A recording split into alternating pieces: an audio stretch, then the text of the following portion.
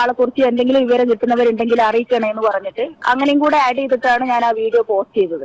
ഇന്നലെ ഞാൻ പിന്നെ റിയാക്ഷൻ വീഡിയോ ഇടുന്നത് പോലെ ഒരു വീഡിയോ ഇട്ടു, അതിനൊരു മറുപടി പറയുന്നത് പോലെ. അല്ലാതെ എല്ലാവരുടെയും എതിരെ പറയാൻ പറ്റില്ലല്ലോ നമുക്ക്. അതെ, നിങ്ങൾ 5 വർഷം പഞ്ചായത്ത് മെമ്പറായിരുന്ന ആളാണ്, പൊതുപ്രവർത്തകയാണ്. അപ്പൊ ഇതുപോലുള്ള സംഭവങ്ങളെ സംബന്ധിച്ച് നിങ്ങൾക്ക് കൃത്യമായ ഒരു കാഴ്ചപ്പാടുണ്ടാവും. അപ്പോൾ ഇതൊരു കൃത്യമായ ലൈംഗിക അതിക്രമം തന്നെയായിട്ട് നിങ്ങൾക്ക് ഫീൽ ചെയ്തു. അതായത് ആ തൊട്ടു മുന്നിലുള്ള യാത്രക്കാരുടെ കാര്യത്തിലും പിന്നീട് നിങ്ങളുടെ കാര്യത്തിലും അത് കൃത്യമായി. എനിക്ക് എന്റെ കാര്യത്തിൽ തന്നെ പൂർണ്ണമായിട്ട് 100% ഉറപ്പ് അയാള് എനിക്ക് ഇഷ്ടമല്ല എന്ന് മനസ്സിലാക്കിയിട്ട് പോലും പിന്നെ അയാൾ ടച്ച് ചെയ്തുകൊണ്ടിരിക്കുക. എന്നിട്ട് രണ്ടാമത്തെ പ്രാവശ്യം അയാൾ റിപ്പീറ്റ് ചെയ്ത്, രണ്ടാമത്തെ പ്രാവശ്യം എന്നൊന്നും പറയാൻ പറ്റില്ല, കാരണം നമുക്കൊരു കാര്യം ഉറപ്പിക്കാതെ ചോദിക്കാൻ പറ്റില്ലല്ലോ. കുറച്ച് നേരമായിട്ട് ഞാൻ നോട്ട് ചെയ്യുന്നുണ്ടായിരുന്നു. ഇപ്പൊ ഇദ്ദേഹം നിങ്ങൾ വീഡിയോ ചിത്രീകരിച്ച ഈ ആരോപണം നേരിട്ട വ്യക്തി ആത്മഹത്യ ചെയ്തു, ജീവനൊടുക്കുന്നുള്ള വിവരമാണ് വരുന്നത്. ഞാൻ പ്രതീക്ഷിച്ചിട്ടില്ല. അതായത് അത് ഒരു ബാഡ് ന്യൂസ് ആയിപ്പോയി, ഞാൻ പ്രതീക്ഷിച്ചില്ല. അയ്യോ, അതെന്താ അങ്ങനെ പ്രതീക്ഷിക്കാത്ത? കൊന്നല്ലോ, സന്തോഷമായില്ലേ ഇപ്പോൾ അയാളെ. പിന്നെ ഇതൊരു വ്യൂസിന് വേണ്ടിയിട്ടുള്ള വീഡിയോ അല്ല കേട്ടോ, ഒരു ഗുരുതരമായിട്ടുള്ള മാനസിക സാമൂഹിക പ്രശ്നത്തിൻ്റെ വിശദീകരണമാണ്. ഇന്നലെ ഞാനൊരു പബ്ലിക് ബസ്സിൽ നിന്നുള്ളൊരു വീഡിയോ ഷെയർ ചെയ്ത്. എന്താണെന്ന് വെച്ച് കഴിഞ്ഞാൽ ഒരാൾ മനഃപൂർവ്വം എൻ്റെ ശരീരത്തിൽ സ്പർശിക്കുന്ന ഒരു വീഡിയോ. അതൊരു ആക്സിഡൻ്റ് അല്ല, ഒരു മിസ്അണ്ടർസ്റ്റാൻഡിങ്ങും അല്ല. ഇത് മേജർ സൈക്കോളജിക്കൽ ഇഷ്യൂവും സെക്ഷൽ ബൗണ്ടറി വയലേഷനുമാണ്. അതായത് കൺസെൻ്റ് ഇല്ലാതെ ഒരു മനുഷ്യൻ്റെ ശരീരത്തിൽ തൊടാൻ ആർക്കാ അവകാശമുള്ളത്? ശരിക്കിത് കാണിക്കുന്നത് എന്താണെന്നറിയോ? അയാൾക്ക് അയാളുടെ ഇമ്പൾസ് കൺട്രോൾ ചെയ്യാനുള്ള ശേഷിയില്ല, മറ്റുള്ള മനുഷ്യന്മാരോടുള്ള എമ്പതി ഇല്ല. ഇതിനൊക്കെ അപ്പുറത്ത് ആരും എന്നെ ഒന്നും ചെയ്യില്ല എന്നുള്ളൊരു മറ്റേടത്തെ വിചാരമില്ലേ, അതും കൊണ്ടാണ്. എന്താണെന്ന് വെച്ചാലേ, ഞാൻ ഈ ഫസ്റ്റ് എൻ്റെ മുന്നിൽ നിൽക്കുന്ന ഒരു പെൺകുട്ടിക്കുള്ള ഡിസ്റ്റർബൻസ് കണ്ടിട്ട് എൻ്റെ ഫോണിൽ വീഡിയോ ഓണാക്കി ഇങ്ങനെ പിടിച്ചു. ഈ വീഡിയോ ഓണാക്കിയത് അയാൾ കണ്ടിട്ടുണ്ട്. അയാളത് കണ്ടുകൊണ്ടിരിക്കെ തന്നെ അയാൾ കുറച്ച് നേരം അങ്ങനെ നിന്നു. ഇതാണ് നിൽക്കുന്നത്, അവരുടെ റൈറ്റ് സൈഡിൽ റൈറ്റ് ഹാൻഡിലാണ് ഇവരിപ്പോൾ എന്താ വെച്ചേക്കുന്നത്, ഈ ഒരു ക്യാമറ അഥവാ ഫോൺ വെച്ചേക്കുന്നത്. ശ്രദ്ധിക്കണം, റൈറ്റ് ഹാൻഡിൽ ക്യാമറ വെച്ചിരിക്കുന്നു. അയാളിത് മൈൻഡ് പോലും ചെയ്യാതെ അയാൾ ഫ്രണ്ടോട്ട് നോക്കിക്കൊണ്ടിരിക്കുന്നു. ശരി, ഇപ്പോൾ ലെഫ്റ്റ് സൈഡിലേക്കാണ് ഈ പുള്ളിക്കാരത്തി. ഹലോ ഗൈസ്, വെൽക്കം, വണക്കം. ആദ്യം തന്നെ ഒരു കാര്യം ഞാൻ പറയാം. ഈ ഒരു വിഷയം, അതായത് ഇതിനകത്ത് ആ സ്ത്രീയെ ന്യായീകരിക്കുന്ന ഒരുപാട് ആൾക്കാരുണ്ട്. അദ്ദേഹത്തിന് അഥവാ ഇപ്പോൾ എന്താണ് മരണത്തിന് സ്വയം കീഴടങ്ങിയ ഒരു മനുഷ്യനുണ്ട്, അയാളെ കുറ്റപ്പെടുത്തുന്ന ഒരാളുണ്ട്. ആ സ്ത്രീ ശരിയാണ്, അയാൾ തെറ്റാണ്. അതുപോലെ തന്നെ അങ്ങോട്ടും ഇങ്ങോട്ടും ഒക്കെ കാര്യങ്ങൾ പറയുന്നുണ്ട്. ഇതിനകത്തൊരു കറക്റ്റായിട്ടൊരു സംഭവം, വളരെ സിമ്പിളായിട്ടൊരു കാര്യം കണ്ടാൽ മാത്രം മതി ഇതിനകത്ത് ആരുടെ ഭാഗത്താണ് ഇതിനകത്ത് റിയൽ ആയിട്ടുള്ളൊരു മിസ്റ്റേക്ക് എന്നുള്ള കാര്യം വളരെ എവിടെയായിട്ട് നിൽപ്പുണ്ട്. എന്തായാലും സത്യം എല്ലാം ഇങ്ങനെ കാലം തുറന്നു കാട്ടുമെന്ന് പറഞ്ഞ പോലെ എല്ലാം സത്യം ഇവിടെ തന്നെ ഉണ്ട്. അത് ഒരുപാട് ദൂരമൊന്നും പോകണ്ട, നിങ്ങൾ കാണുക, നിങ്ങൾ കണ്ടതിന് ശേഷം അഭിപ്രായം പറയുക. അതോടൊപ്പം തന്നെ ഇവരുടെ കുറേ വോയിസ്, ഇവരെ കുറ്റബോധമൊന്നുമില്ല സംസാരിക്കുന്ന വോയിസ് അടക്കം പല കാര്യങ്ങൾ ഈ വീഡിയോക്കകത്തുണ്ടാവും. ഒരുപാട് കാര്യങ്ങൾ സംസാരിക്കാനുണ്ട്. ആദ്യം വീഡിയോ കാണാം. ഇത് വണ്ടിക്കകത്ത് നിൽക്കുന്നവരുടെ പൊസിഷൻ നിങ്ങൾ വ്യക്തമായി നോക്കുക. അദ്ദേഹം മുൻവശത്ത് നിൽക്കുന്നു, ഈ സ്ത്രീ പുറകു വശത്ത് നിൽക്കുന്നു, അതിൻ്റെ പുറകിൽ ഒരു സ്ത്രീ നിൽക്കുന്നു. ഓക്കെ, ഇവരുടെ ഒരു വോയിസ് പുറത്തുനിന്ന് പ്രകാരമാണെങ്കിൽ ഇവരൊരു വീഡിയോ ചെയ്തു. ഇവരിപ്പോൾ ആ ഒരു അക്കൗണ്ടൊക്കെ എന്താ ഇവർ പ്രൈവറ്റൊക്കെ ആക്കിയിട്ടുണ്ട് കേട്ടോ, ഒരു അക്കൗണ്ടൊക്കെ പ്രൈവറ്റൊക്കെ ആക്കിയിട്ടുണ്ട്. എന്തിനാണ്? അതുപോലെ തന്നെ ഈ ഇട്ട വീഡിയോ അവരുടെ ID നിന്ന് റിമൂവ് ചെയ്യപ്പെട്ടിട്ടുണ്ട്. അതിനുശേഷം ഒരു എക്സ്പ്ലനേഷൻ വീഡിയോ. ഏറ്റവും വലിയ രസം എന്ന് വെച്ചാൽ ഇവരൊരു ക്ലിനിക്കൽ സൈക്കോളജിസ്റ്റ് എന്നാണ് ഇവരുടെ പ്രൊഫൈലിൽ കിടക്കുന്നത്. ഓക്കെ, ബാക്കി അത് വഴിയൊക്കെ സംസാരിക്കാം. ഓക്കെ, അദ്ദേഹം ഫ്രണ്ടിലാണ് നിൽക്കുന്നത്. അവരുടെ റൈറ്റ് ഹാൻഡിലാണ് ഇവരിപ്പോൾ എന്താ വെച്ചേക്കുന്നത്, ഈ ഒരു ക്യാമറ അഥവാ ഫോൺ വെച്ചേക്കുന്നത്. ശ്രദ്ധിക്കണം,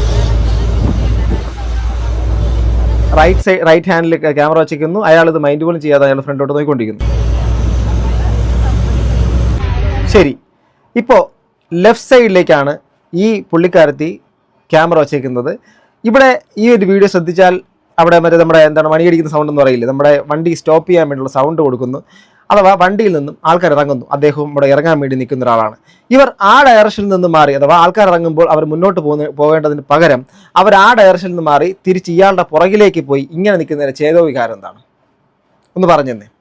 അതായത് ഇവർക്ക് ഇറങ്ങാനുള്ള സ്ഥലമല്ല എങ്കിൽ ഇവരെന്തിനാണ് അയാളുടെ പുറകിൽ പോയിട്ട് ഇങ്ങനെ നിന്നിട്ട് ഇടത് കൈയിൽ ക്യാമറയും വെച്ചുകൊണ്ട് പിന്നെ നിൽക്കണം? ആ ക്യാമറ നേരത്തെ കട്ടാക്കിയിട്ട് വീണ്ടും വന്നിങ്ങനെ നിൽക്കേണ്ട കാര്യം എന്താ? ഇവരെ ന്യായീകരിക്കുന്ന ആൾക്കാരൊന്ന് ജസ്റ്റ് ഒന്ന് പറഞ്ഞു തരണം പ്ലീസ്, ഒന്ന് അറിയാൻ വേണ്ടിയിട്ടാണ് കേട്ടോ, ഒരു ക്യൂരിയോസിറ്റി. ഓക്കെ, ഇവരെന്നിട്ടും നമ്മുടെ ശരീരത്തിൻ്റെ അകത്ത് ഒരാൾ എന്താണ് നമ്മുടെ ശരീരത്തിൻ്റെ അകത്ത് നമ്മുടെ പെർമിഷൻ ഇല്ലാതെ തൊടാനോ ഒന്നിനും പാടില്ലല്ലോ. അപ്പം ഇവിടെ ഇവരാണോ നിന്ന് കൊടുക്കുന്നത്, അഥവാ അയാൾ ഇങ്ങോട്ട് കയറി വരുന്നതാണോ? ഇത് എന്താ നിങ്ങൾ കാണുന്നത് എന്ന് പറയൂ. അയാളുടെ ശരീരം ടച്ച് ചെയ്തിട്ടുണ്ട്. നിങ്ങൾക്ക് ബസ് യാത്ര ചെയ്യാത്ത ആയിരിക്കില്ലല്ലോ. ഞാൻ ഒരുപാട് യാത്ര ചെയ്തിട്ടുണ്ട്. ഒരുപാട് യാത്ര ചെയ്യുന്ന സമയങ്ങളിൽ നമ്മുടെ ശരീരത്തിലേക്ക് തട്ടാറുണ്ട്, നമ്മൾ അങ്ങോട്ടും തട്ടാറുണ്ട്. ഇതൊക്കെ തട്ടുതൽ മുട്ടലൊക്കെ ഈ ബസ്സിനകത്ത് സ്വാഭാവികമായിട്ട് നടക്കുന്ന കാര്യം. എന്നാൽ മറ്റൊരു തരത്തിലുള്ള ചിന്തയോട് കൂടി ചെയ്തൊരു പ്രവണതയാണെന്നാണ് ഇവരിത് പറയുന്നത്. അദ്ദേഹം നോക്കുന്നുണ്ട്, പുള്ളിക്കാരൻ ഇറങ്ങാൻ നിൽക്കുന്നുമുണ്ട്, പുള്ളി ഇറങ്ങി പോകുന്നു. ഇത്രയേ ഉള്ളൂ ഈ വീഡിയോക്കകത്ത്. ഈ ഒരു വീഡിയോയോടുകൂടി എന്താ സംഭവിച്ചത്? ഇവർ ഈ വീഡിയോ അപ്ലോഡ് ചെയ്ത ഈ സ്ത്രീ അവരുടെ പ്രൊഫൈലിൽ നിന്ന് എന്തുകൊണ്ട് ഈ വീഡിയോ ഡിലീറ്റ് ചെയ്തു? ഏതാണ്ട് 3 മില്യണിലധികം ആൾക്കാർ ഈ വീഡിയോ കണ്ടു എന്നാണ് ഞാൻ മനസ്സിലാക്കുന്നത്. ഇപ്പോൾ ആ വീഡിയോ അവിടെ ഇല്ല. കുറച്ച് മുമ്പ് വരെ അവരുടെ ID കാണാൻ വേണ്ടി പറ്റുമെന്ന് ഇപ്പോൾ അവരുടെ ID പ്രൈവറ്റ് ആക്കിയിരിക്കുന്നു. വേറെ രസം എന്ന് വെച്ച് കഴിഞ്ഞാൽ 10,000-15,000 താഴെ ഫോളോവേഴ്സ് ഉണ്ടായിരുന്ന ഇവരുടെ ID ഈ ഒരു വിഷയത്തോടുകൂടി ഇദ്ദേഹത്തിൻ്റെ ആത്മഹത്യയ്ക്ക് ശേഷം, ഈ ഒരു ന്യൂസ് വന്നതിന് ശേഷം അവരുടെ IDയിലേക്ക് ഫോളോവേഴ്സ് കൂടി. എന്താണ് നമ്മുടെ സാഡിസ്റ്റുകളായിട്ടുള്ള മലയാളികളോട് പറയാനുള്ളത്? കുറേയധികം വിമൺ എംപവർമെൻറ്റ് എന്നൊക്കെ പറയും. ഞാനൊരു കാര്യം പറയട്ടെ, ഇതുപോലെ സത്യസന്ധമായ രീതിയിൽ ഒരു ബസ്സിലോ മറ്റുള്ള സ്ഥലങ്ങളിലോ വെച്ച് ഒരു സ്ത്രീക്ക് ഒരു ബുദ്ധിമുട്ടുണ്ടായി കഴിഞ്ഞാൽ ഞാൻ എൻ്റെ കണ്ണിൻ്റെ മുമ്പിൽ കണ്ടുകൊണ്ടിരിക്കുന്ന ഒരു കാര്യത്തിനെ കുറിച്ച് പറയാം. ചിലപ്പോൾ അന്ന് എന്നോടൊപ്പം യാത്ര ചെയ്തിട്ടുള്ള ആൾക്കാരുണ്ടെങ്കിൽ നിങ്ങളൊന്ന് കമൻറ്റ് ചെയ്യണേ. കാലിക്കറ്റ് റൂട്ട് യാത്ര ചെയ്തുകൊണ്ടിരിക്കുകയാണ്. അതായത് കാലിക്കറ്റിലുള്ള ഒരു പെൺകുട്ടി തന്നെയാണ്. ഞങ്ങളിരിക്കുന്ന ബസ്സിൻ്റെ അകത്ത് ലോ ഫ്ലോർ എന്താണ് നമ്മുടെ KSRTC ബസ് തന്നെയാണ്, ലോ ഫ്ലോർ AC. ആ സാധനത്തിനകത്ത് ട്രിവാൻഡ്രത്ത് നിന്ന് പൊയ്ക്കൊണ്ടിരിക്കുകയാണ്. അപ്പം ഈ പോയ സമയത്ത് ഒരു ഘട്ടം കഴിഞ്ഞപ്പോഴേക്കും ഒരു പെൺകുട്ടി ഒരു ഡിസ്കംഫർട്ട് ആവുന്നു, ഒരു കംഫർട്ടബിൾ അല്ലാത്ത രീതിയിലേക്ക് മാറുന്നു. ആ സമയത്ത് അവർ അവിടെ നിൽക്കുന്ന ആളോട് പറയുന്നു, അവിടെ 1-2 പേര് സംസാരിക്കുന്നു. അതിനുശേഷം നമ്മുടെ ലേഡി ആയിട്ടുള്ള കണ്ടക്ടർ വരുന്നു. അതിനുശേഷം വണ്ടി ഡ്രൈവർ കൊണ്ടുവന്നിട്ട് ഒതുക്കുന്നു. അതിനുശേഷം തൊട്ടപ്പുറത്ത് നിന്ന് ഈ കുട്ടിയുടെ തന്നെ റിലേറ്റീവ്സ് ആരൊക്കെ ബൈക്കിൽ പാഞ്ഞു വന്നതിന് ശേഷം വണ്ടി സൈഡാക്കുന്നു. എന്നിട്ട് നേരെ പോലീസ് സ്റ്റേഷനിലേക്ക് മറ്റേ ഈ ഞരമ്പനെ കൊണ്ടുപോകുന്നു. ആ പെൺകുട്ടി ചെയ്ത കാര്യമാണ്. അല്ല, അവിടെ ക്യാമറ എടുത്തു വെച്ചിട്ട് ഇങ്ങനെ പിടിച്ചിട്ട് എവിഡൻസ് ആക്കി. ഓക്കെ, തൻ്റെ ശരീരത്തിലേക്ക് തൻ്റെ സമ്മതമില്ലാതെ തൊട്ടതിന് ആ ഒരു വീഡിയോ വിഷ്വൽ എടുക്കുന്നതിൽ എന്താ തെറ്റ്? ഒരു തെറ്റുമില്ല. നിങ്ങൾക്കത് എടുത്തിട്ട് എന്ത് ചെയ്യണം? ആ സാധനത്തിലൂടെ ആ വൃത്തികെട്ടവനെ നിങ്ങൾക്ക് നിയമത്തിന്റെ മുമ്പിലേക്ക് എത്തിക്കാൻ നിങ്ങൾ ആദ്യം ചെയ്യേണ്ടത് എന്താണ്? ആ വണ്ടി ഓടിക്കുന്നവരോട് പറയുക, എന്നെ അനാവശ്യമായിട്ട് എൻ്റെ ശരീരത്തിൽ കയറി ടച്ച് ചെയ്തു, ഇവനെ ഇപ്പം സ്റ്റേഷനിലേക്ക് കൊണ്ടുപോകണം എന്ന് പറഞ്ഞാൽ നേരെ അവരാദ്യം ആ വണ്ടി സ്റ്റേഷനിലേക്കായിരിക്കും പോവുക. ആ സ്റ്റേഷനിലേക്ക് പോയി നിങ്ങളുടെ കയ്യിലുള്ള വീഡിയോ വിഷ്വലും കൊണ്ട് കൊടുത്തു കഴിഞ്ഞാൽ FIR അവിടെ ഇട്ട് കഴിഞ്ഞു. അവൻ്റെ പേരിൽ കേസും വരും, തെറ്റ് അയാളുടെ ഭാഗത്താണെങ്കിൽ. ഇവിടെ മറിച്ച് എന്താ സംഭവിച്ചിട്ടുള്ളത്? ഇവരുടെ വീഡിയോസ് കണ്ടാൽ അറിയാം, ഇവർ ശരിക്കും പറഞ്ഞ റീച്ചിന് വേണ്ടിയിട്ട് ദാഹിച്ച് നടന്നൊരു സ്ത്രീയാണ്. കിട്ടിയ ഗ്യാപ്പിന് എന്താ അപ്സയോ കുറച്ച് ദിവസം മുമ്പ് വേറൊരു പെണ്ണുണ്ടായിരുന്നു. അതിനുശേഷം ഇപ്പം ആ ഒരു കൊറോണ ഒന്നും അല്ലാത്ത കാലത്ത് വന്ന് ബാക്കിയുള്ള വീഡിയോസിനകത്തൊന്നും പുള്ളിക്കാരത്തേക്ക് മാസ്ക് ഇല്ല. ഈ ഒരു വീഡിയോക്കകത്ത് മാസ്ക് ഒക്കെ വെച്ചിട്ടാണ് അതിൽ അന്ന് ആ പുള്ളിക്കാരത്ത് ചെയ്ത്. അതിനുശേഷം ഇവർ ആലോചിച്ച് നോക്കൂ. ഇന്ന് അദ്ദേഹം ഇല്ല, അയാൾ ഡിവോഴ്സിയാണ്. അയാളുടെ പ്രായമുള്ള അച്ഛനമ്മമാരെ നോക്കുന്ന ഒരാളാണ്. ഒരു പ്രൈവറ്റ് കമ്പനി ടെക്സ്റ്റൈൽ ജോബ് എന്തോ മറ്റുള്ള കാര്യങ്ങളെന്തോ ചെയ്യുന്ന ഒരു വ്യക്തിയാണ്. അതിൻ്റെ പർച്ചേസിങ്ങോ മറ്റുള്ള കാര്യങ്ങളോ സെയിൽസ് മാനേജർ എന്തൊക്കെയാണ് ആൾ സെയിൽസ് ചെയ്യുന്ന ഒരാളാണ്. അപ്പോൾ ഈ ആണുങ്ങളെല്ലാവരും ഇനി കാറിൽ യാത്ര ചെയ്യണമെന്നാണോ? അതിനുള്ള സാമ്പത്തികം എല്ലാവർക്കും ഉണ്ടോ? നമുക്കാർക്കും ബസ്സിൽ യാത്ര ചെയ്യണ്ടേ? നമ്മൾ അങ്ങോട്ടും ഇങ്ങോട്ടും യാത്ര ചെയ്യുന്ന സമയത്ത് അങ്ങോട്ടും ഇങ്ങോട്ടും സഹോദരിമാരെ, നിങ്ങളൊരു കാര്യം മനസ്സിലാക്കണം. നിങ്ങൾക്ക് ആർക്കും ഈ കേരളം കടന്ന് മറ്റൊരു സംസ്ഥാനത്ത് നിങ്ങൾക്ക് ചിന്തിക്കാൻ വേണ്ടിയിട്ട് പോലും പറ്റത്തില്ല. അത്രത്തോളം ഒന്നും മോശപ്പെട്ടവരല്ല കേരളത്തിലെ ആണുങ്ങൾ. എന്നാൽ ഒരു ന്യൂനപക്ഷം ഉണ്ടാവാം. ആ ന്യൂനപക്ഷത്തിന് വേണ്ടിയിട്ട് നിങ്ങൾ ഈ ആണുങ്ങളെ മൊത്തം കരിവാരി തേക്കുന്നത് പോലത്തെ പ്രവണത കാണിക്കുന്നത് എത്രമാത്രം ലജ്ജാകരമാണെന്ന് മനസ്സിലാക്കണം. ഇത് എല്ലാവർക്കും വേണ്ടിയിട്ടല്ല. ഇനി ഒരു കാര്യം കൂടെ ഉണ്ട്. ഈ സ്ത്രീ ഈ ഒരു കാര്യം കാണിച്ചതിലൂടെ എന്താ സംഭവിക്കുന്നത് അറിയാമോ? ഈ ഒരു കാര്യത്തിൻ്റെ അകത്ത് ഇനി ആരെങ്കിലും അഫക്റ്റഡ് ആയ ഒരു പെൺകുട്ടിക്ക് പബ്ലിക്കിന്റെ മുമ്പിലേക്ക് വന്നാലും ആ പെൺകുട്ടിയെ ശരിക്കും അപമാനിക്കുന്ന രീതിയിലേക്കും പരിഹസിക്കുന്ന രീതിയിലേക്കും സൈബർ ബുള്ളിങ് ചെയ്യുന്ന രീതിയിലേക്കും കാര്യങ്ങൾ മാറും.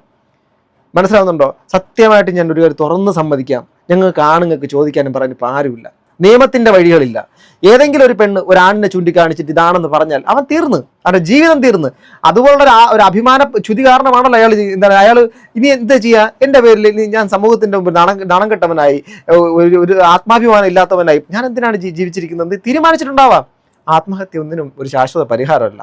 തീർച്ചയായിട്ടും അങ്ങനെ ആരും ചിന്തിക്കുകയും ചെയ്യരുത്. പക്ഷേ ഇവിടെ ആ മനുഷ്യൻ കടന്നുപോയ വഴി, ആ മനുഷ്യൻ അനുഭവിച്ചിട്ടുള്ള ടെൻഷൻ, ഡിപ്രഷൻ, എങ്ങനെയായിരിക്കും അയാൾ ജീവിതം അവസാനിപ്പിക്കാൻ വേണ്ടി തീരുമാനിച്ചിട്ടുണ്ടാവുക? സോ എന്താ പറയല്ലേ, റീച്ചാണ് ഇതിൻ്റെ ഒരു മെയിൻ ഘടകം. ഇനി ഇദ്ദേഹത്തിൻ്റെ ഒരു സുഹൃത്ത് പറയുന്നൊരു കാര്യം കേൾക്കാം. അങ്ങനെയാണെന്നല്ല, പക്ഷെ അത് കണ്ടാലറിയാതെ ഇപ്പോഴത്തെ ഒരു ട്രെൻഡായിരിക്കണം. അത് പെൺകുട്ടിയൊക്കെ എന്തെങ്കിലും ചെറിയൊരു ഇഷ്യൂ കിട്ടിക്കഴിഞ്ഞാൽ, ഒരു തീം കിട്ടിക്കഴിഞ്ഞാൽ അവരെ മൈൻഡ് അതപ്പോൾ ചേഞ്ച് ആവാണ്. അത് വെച്ച് സംഭവിച്ചിട്ടില്ല. ഞങ്ങൾ പോകാത്ത നാടുകളിൽ നമ്മളെ അധിക ഏരിയകളിൽ ഒരുമിച്ച് പോകണ റിസോർട്ട് എടുക്കാൻ താമസിക്കുന്നതാണ്.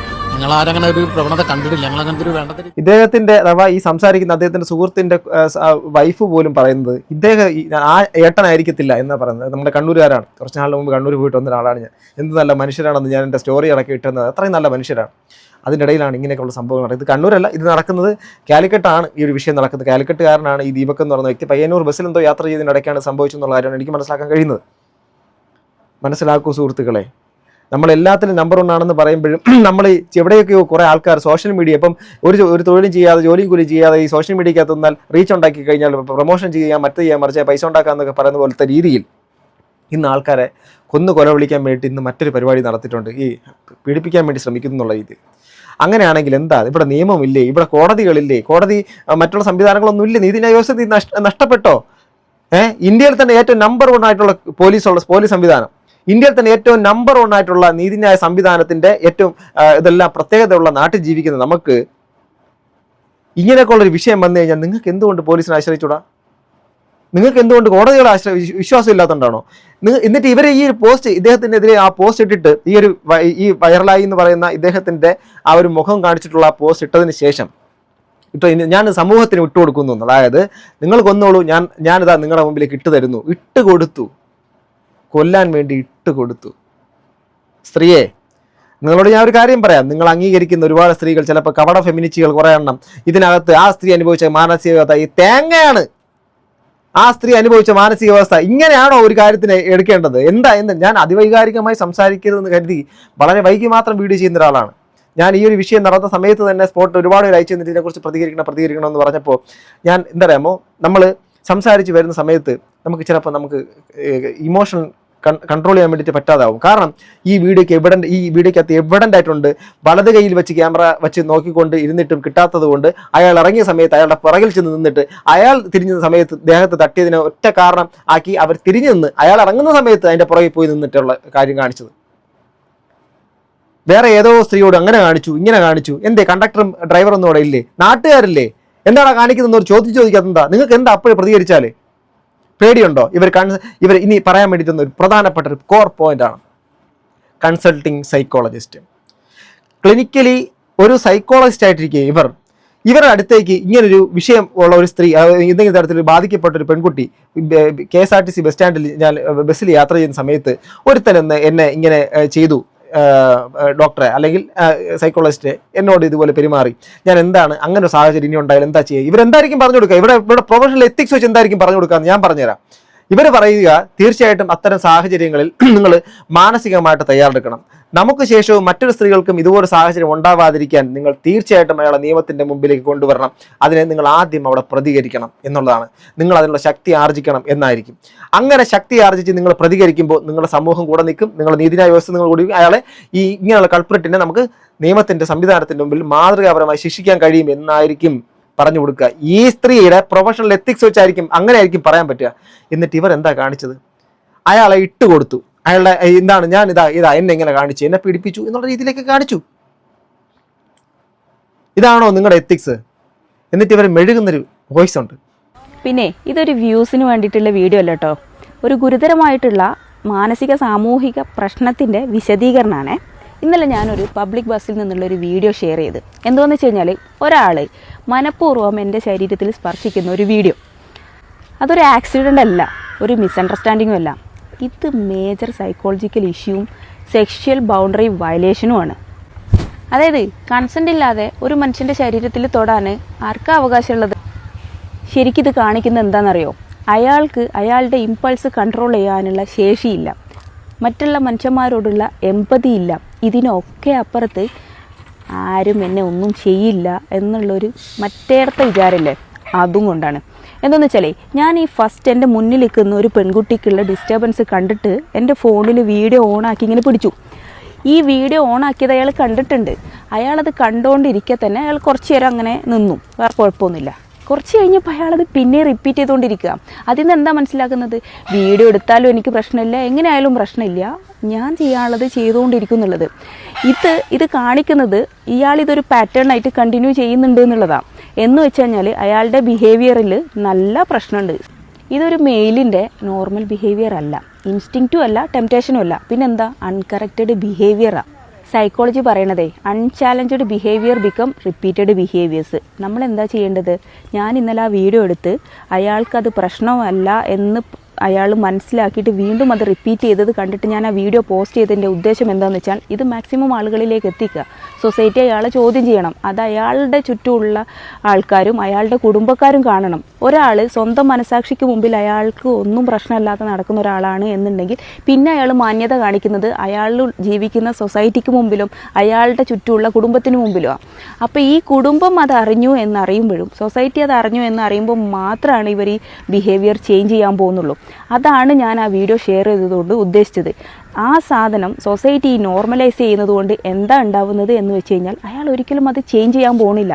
ഇങ്ങനെയാണെങ്കിലും വിക്ടിമിനെ മാത്രം ക്രൂശിക്കാനേ ഇവിടെ ആളുകളുള്ളൂ എന്ന് പറഞ്ഞിട്ട് അയാൾ അത് ആ സാധനം റിപ്പീറ്റ് ചെയ്തുകൊണ്ടേയിരിക്കും. ഇതൊരു ചെറിയ തെറ്റല്ല, ജോക്കും അല്ല, അറ്റൻഷൻ സീക്കിങ്ങും അല്ല. ഇതൊരു major psychological and social issue ആണ്. സൊസൈറ്റിയും കുടുംബവും അറിഞ്ഞ് അയാളെ ബിഹേവിയർ, ഇത്തരം ആൾക്കാരുടെ ബിഹേവിയർ തിരുത്താനാണ് ശ്രമിക്കേണ്ടത്. എനിക്കിപ്പോൾ ഈ വീഡിയോ കണ്ടിട്ട് ഇതിൻ്റെ റിയാക്ഷനും ഇതിൻ്റെ റെസ്പോൺസൊക്കെ കണ്ടിട്ട് തോന്നുന്നതേ ഇയാളേക്കാൾ ഭയങ്കര കൗൺസിലിംഗ് കൊടുക്കേണ്ടത് നമ്മുടെ സൊസൈറ്റിക്കാണ്.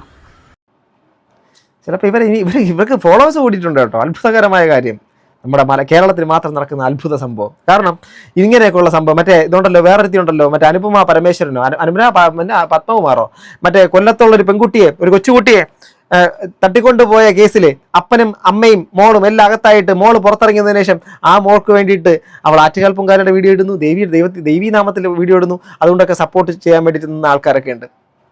ഒരു കൊച്ച് എന്താണ് ആ കുട്ടിയെ, അങ്ങനെയുള്ള നാട്ടിലാണ് അവൾ ജീവിക്കുന്നത്. ഒന്നും ചോദിച്ചില്ല. ഞാൻ വീഡിയോ ഫോണിൽ വീഡിയോ ഓൺ ചെയ്തിട്ട് ഇങ്ങനെ പിടിച്ചു. യാത്ര ചെയ്യുമ്പോൾ ഉണ്ടായ അനുഭവമാണ് സമൂഹ മാധ്യമങ്ങളിലൂടെ പങ്കുവെച്ചത്. എന്തായിരുന്നു സംഭവം? നിങ്ങൾക്ക് ആ ബസ്സിലുണ്ടായ അനുഭവം എന്താണെന്ന് പറയാം.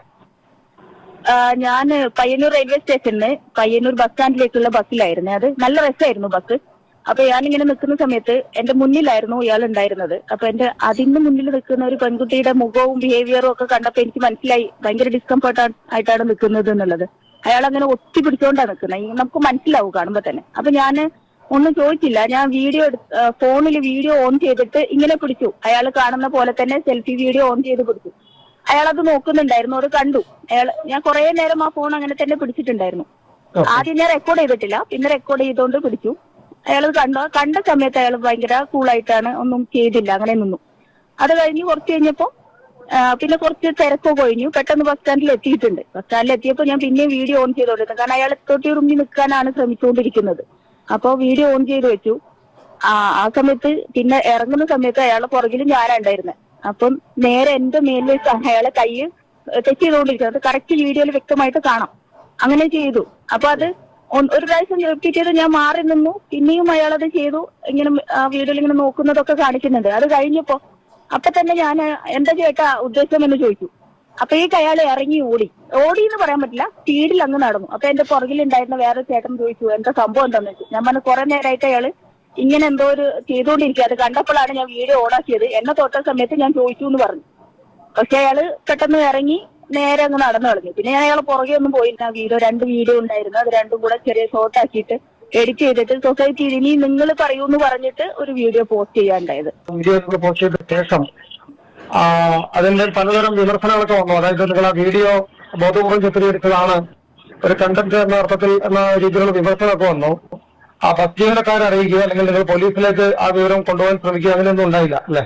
ഞാനത് കഴിഞ്ഞ ഉടനെ ബസ്സിൽ നിന്ന് ഇറങ്ങിയതിന് ശേഷം വടകര പോലീസ് സ്റ്റേഷനിലുള്ള എനിക്ക് പരിചയമുള്ള പോലീസ് ഉണ്ട്, അവരെ വിളിച്ചു. ഞാൻ ഇങ്ങനെ ഒരു സംഭവം ഉണ്ടായിട്ടുണ്ട് എന്ന് പറഞ്ഞു. അപ്പോ ആളുടെ ഡീറ്റെയിൽസ് ഞാൻ പറഞ്ഞു ഡീറ്റെയിൽസ് എങ്ങനെ കിട്ടാനാ, ഞാൻ വീഡിയോ എടുത്തിട്ടുണ്ട്, ഞാൻ എന്തായാലും പോസ്റ്റ് ചെയ്യാൻ പോവാ. കാരണം വീഡിയോ ചെയ്യുന്ന സമയത്ത് അയാളത് കണ്ടിട്ടുണ്ടായിരുന്നു. അപ്പൊ ഞാൻ വീഡിയോ പോസ്റ്റ് ചെയ്യാം. എന്നിട്ട് ഞാൻ അതിന്റെ അടിയിൽ അയാൾ പറഞ്ഞ ഡീറ്റെയിൽസ് എന്തെങ്കിലും കിട്ടാൻ നോക്കാം എന്ന് പറഞ്ഞു. അപ്പൊ ഞാൻ പറഞ്ഞു ഞാൻ അടിയിൽ ഡിസ്ക്രിപ്ഷനിൽ ആഡ് ചെയ്യാം, ആളെ കുറിച്ച് എന്തെങ്കിലും വിവരം കിട്ടുന്നവരുണ്ടെങ്കിൽ അറിയിക്കണേ എന്ന് പറഞ്ഞിട്ട് അങ്ങനെയും കൂടെ ആഡ് ചെയ്തിട്ടാണ് ഞാൻ ആ വീഡിയോ പോസ്റ്റ് ചെയ്തത്. ഇന്നലെ ഞാൻ പിന്നെ റിയാക്ഷൻ വീഡിയോ ഇടുന്നത് പോലെ ഒരു വീഡിയോ ഇട്ടു, അതിനൊരു മറുപടി പറയുന്നത് പോലെ. അല്ലാതെ എല്ലാവരുടെയും എതിരെ പറയാൻ പറ്റില്ലല്ലോ നമുക്ക്. അതെ, നിങ്ങളൊരു 5 വർഷം പഞ്ചായത്ത് മെമ്പറായിരുന്ന ആളാണ്, പൊതുപ്രവർത്തകയാണ്. അപ്പൊ ഇതുപോലുള്ള സംഭവങ്ങളെ സംബന്ധിച്ച് നിങ്ങൾക്ക് കൃത്യമായ ഒരു കാഴ്ചപ്പാടുണ്ടാവും. അപ്പോ ഇതൊരു കൃത്യമായ ലൈംഗിക അതിക്രമം തന്നെയായിട്ട് നിങ്ങൾക്ക് ഫീൽ ചെയ്തു. അതായത് ആ തൊട്ടു മുന്നിലുള്ള യാത്രക്കാരുടെ കാര്യത്തിലും പിന്നീട് നിങ്ങളുടെ കാര്യത്തിലും അത് കൃത്യമായി. എനിക്ക് എന്റെ കാര്യത്തിൽ തന്നെ പൂർണ്ണമായിട്ട് 100% ഉറപ്പ് അയാള് എനിക്ക് ഇഷ്ടമല്ല എന്ന് മനസ്സിലാക്കിയിട്ട് പോലും പിന്നെ അയാൾ ടച്ച് ചെയ്തുകൊണ്ടിരിക്കുക. എന്നിട്ട് രണ്ടാമത്തെ പ്രാവശ്യം അയാൾ റിപ്പീറ്റ് ചെയ്ത്, രണ്ടാമത്തെ പ്രാവശ്യം എന്നൊന്നും പറയാൻ പറ്റില്ല, കാരണം നമുക്കൊരു കാര്യം ഉറപ്പിക്കാതെ ചോദിക്കാൻ പറ്റില്ലല്ലോ. കുറച്ച് നേരമായിട്ട് ഞാൻ നോട്ട് ചെയ്യുന്നുണ്ടായിരുന്നു. ഇപ്പൊ ഇദ്ദേഹം നിങ്ങൾ വീഡിയോ ചിത്രീകരിച്ച ഈ ആരോപണം നേരിട്ട വ്യക്തി ആത്മഹത്യ ചെയ്തു, ജീവനൊടുക്കുന്നുള്ള വിവരമാണ് വരുന്നത്. സാഡ് ന്യൂസ് ആയിപ്പോയി, ഞാൻ പ്രതീക്ഷിച്ചിട്ടില്ല. അതായത് അത് ഒരു ബാഡ് ന്യൂസ് ആയിപ്പോയി, ഞാൻ പ്രതീക്ഷിച്ചില്ല. അയ്യോ, അതെന്താ അങ്ങനെ പ്രതീക്ഷിക്കാത്ത? കൊന്നല്ലോ, സന്തോഷമായില്ലേ? ഇപ്പോൾ അയാളെ കൊണ്ടുള്ള ശല്യങ്ങളും മറ്റുള്ള സംഭവങ്ങളൊക്കെ ഒഴിവായല്ലോ. അവിടെ ഈ റെലവൻ്റ് ആയിട്ടുള്ള സംഭവം ഇതിനകത്ത് പറഞ്ഞുതരാം. ഇവരൊരു പച്ച കള്ളിയാണെന്ന് പറയിപ്പിക്കാൻ പറ്റും. എന്താ അറിയാമോ? ബസ്സിനകത്ത് വെച്ച് നടന്ന ഒരു കാര്യത്തിൻ്റെ അകത്ത് ബസ്സിൽ നിന്ന് ഇറങ്ങിയിട്ട് ഇങ്ങനെ സംഭവം ഉണ്ടെന്ന് പറഞ്ഞ് വടകര സ്റ്റേഷനിൽ എനിക്ക് പരിചയമുള്ള ഒരു പോലീസുകാരനോട് വിളിച്ച് പറഞ്ഞു. അതെന്താ അങ്ങനെ? നിങ്ങൾക്ക് ആ നടക്കുന്ന സമയത്ത് വടകര സ്റ്റേഷൻ്റെ അകത്തുള്ള പോലീസുകാരനോട് നിങ്ങൾ അപ്പം വിളിച്ച് പറഞ്ഞിട്ട് ഇങ്ങനെ ഒരു ഞരമ്പനുണ്ട്, നിങ്ങൾ ഇങ്ങോട്ട് വരണമെന്ന് നിങ്ങൾ എന്താ അപ്പം പറഞ്ഞില്ല? നിങ്ങൾ എന്താ വീഡിയോസ് പബ്ലിഷ് ചെയ്തിട്ട് നമുക്ക് അങ്ങനെ കണ്ടെത്താമെന്ന് പറഞ്ഞ എന്താ? നിങ്ങളുടെ കൂടെ ഈ വ്യക്തി യാത്ര ചെയ്യുന്ന സമയത്ത് നിങ്ങൾക്ക് എന്തുകൊണ്ട് പറ്റിയിട്ടില്ല? നിങ്ങൾക്ക് എന്തുകൊണ്ട് കണ്ടക്ടറിനെ ഇപ്പോൾ ഈ ഡ്രൈവറിനെ നിങ്ങൾക്ക് അറിയിക്കാൻ വേണ്ടിയിട്ട് പറ്റിയിട്ടില്ല? 5 വർഷം ജനപ്രതിനിധിയായിട്ട് നിന്നൊരു വ്യക്തിയാണത്രേ. അപ്പോൾ ഒരു കാര്യം ഉറപ്പിക്കാം, ഇതിനകത്ത് കച്ചകെട്ടി ഇറങ്ങിയിരിക്കുകയാണ്. കൊണ്ടുപോയല്ലോ ഒരു ജീവിതം. അയാൾ ഡിവോഴ്സ് ചെയ്യാണ്, വൃദ്ധരായ മാതാപിതാക്കളെ നോക്കുന്ന ഒരാളാണെന്ന് മനസ്സിലാക്കാൻ കഴിയുന്നത്. അദ്ദേഹത്തിൻ്റെ ചുറ്റുപാടുള്ള ആൾക്കാർക്കും അദ്ദേഹത്തിന് അറിയുന്ന ആൾക്കാർക്കൊന്നും അദ്ദേഹത്തിനെ കുറിച്ച് മോശമായ അഭിപ്രായമില്ല. ഇനി അഥവാ നിങ്ങൾക്ക് ഇങ്ങനൊരു സംഭവം ഉണ്ട്, ഓക്കെ, നിങ്ങൾക്ക് അയാൾ ബാഡ് ടച്ച് ആണെന്ന് തോന്നി, ഓക്കെ, അത് ഓരോ വ്യക്തികളുടെ അധിഷ്ഠിതമാണ്, ഞാൻ അതിന് തെറ്റ് പറയുന്നില്ല, ഓക്കെ, അങ്ങനെ തന്നെ വെച്ചോളൂ. നിങ്ങൾക്കതൊരു ബാഡ് ടച്ച് ആയിട്ട് തന്നെ തോന്നി, നിങ്ങൾ പ്രവർത്തിക്കേണ്ടത് ഇങ്ങനെ തന്നെ ആയിരുന്നു. അയാളെ നിങ്ങൾക്ക് നിയമപരമായിട്ട് നേരിട്ട് നിങ്ങൾക്ക് തെളിവുകളും കയ്യിലുണ്ടല്ലോ, പോലീസിനെ ഏൽപ്പിച്ചാൽ പോരായിരുന്നു. ഇനി നിങ്ങളുടെ വീഡിയോ ഉണ്ട്, ഈ പബ്ലിഷ് ചെയ്തിട്ട് നമുക്ക് കണ്ടെത്താം എന്നാണോ പറയുക? പോലീസുകാരുടെ കൊടുത്തു കഴിഞ്ഞാൽ പോലീസുകാർക്ക് ഇത് ഐഡന്റിഫൈ ചെയ്യാൻ വേണ്ടിയിട്ട് പറ്റാത്തൊരു കാര്യം എന്നാണോ നിങ്ങൾ വിശ്വസിക്കുന്നത്? ഈ 21-ാം നൂറ്റാണ്ടിൽ ആണോ? റീച്ചാണ് ഗൈസ്, റീച്ച്. ഇന്ന് ഇദ്ദേഹം ദീപക് എന്ന് പറയുന്ന വ്യക്തി, നാളെ ചിലപ്പോൾ നിങ്ങളിൽ മറ്റൊരാളായിരിക്കും. ഇത് കേൾക്കുന്ന പല സ്ത്രീകൾക്ക് ചിലപ്പോൾ ഇതിനകത്ത് ഇതെന്തിനാണ് നിങ്ങൾ സ്ത്രീകളെ ഇങ്ങനെ? ഒരിക്കലുമല്ല. നിങ്ങളൊരു കാര്യം മനസ്സിലാക്കണം, സ്ത്രീകളെ എന്ന് പറയുമ്പോഴേ നിങ്ങൾ പുരുഷന്മാരെ കൂടെ ചിന്തിക്കണം. നിങ്ങളൊരു അച്ഛനുണ്ടായിട്ട് നിങ്ങൾ ഉണ്ടായ ആൾക്കാർ തന്നെയാണ്. നിങ്ങൾക്ക് ചിലപ്പോൾ നാളെ മക്കൾ ആൺകുട്ടികൾ ജനിച്ചേക്കാം, നിങ്ങൾക്ക് ചിലപ്പോൾ സഹോദരൻ ഉണ്ടായേക്കാം, നിങ്ങൾക്ക് ഒരു ഭർത്താവ് ഉണ്ടായേക്കാം. ഇതൊക്കെ ആണുങ്ങൾ തന്നെയാണല്ലോ. ഈ ആണുങ്ങൾ ഈ സമൂഹത്തിന് താറടിക്കാൻ വേണ്ടിയിട്ടുള്ള സാധനങ്ങളൊന്നും അല്ല. അതിനകത്ത് വളരെ മൈന്യൂട്ടായിട്ടുള്ള ഒരു ന്യൂനപക്ഷം ചെയ്യുന്ന കാര്യത്തിന് ഈ ആണുങ്ങൾ മൊത്തം മോശമാണെന്ന് പറയുന്ന തരത്തിലുള്ള പരിപാടി അത്ര നല്ലതല്ല. എല്ലാ ആണുങ്ങളും അങ്ങനെയൊന്നും അല്ല. ആർക്ക് പോയി? So guys,